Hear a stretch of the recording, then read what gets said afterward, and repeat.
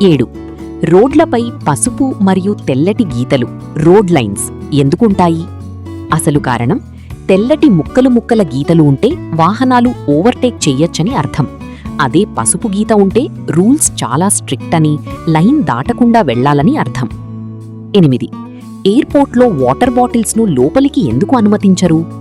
అసలు కారణం సాధారణ నీళ్లలాగే కనిపించే కొన్ని రకాల ప్రమాదకరమైన లిక్విడ్ కెమికల్స్, ఎక్స్ప్లోజివ్స్ ద్వారా విమానాల్లో ప్రమాదాలు జరగకుండా ఉండటానికి సెక్యూరిటీ పరంగా ఈ రూల్ పెట్టారు.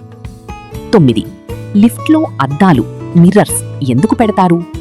అసలు కారణం మొదట్లో లిఫ్ట్లు చాలా నెమ్మదిగా వెళ్లేవి. దాంతో జనాలు బోర్ ఫీల్ అయ్యేవారు.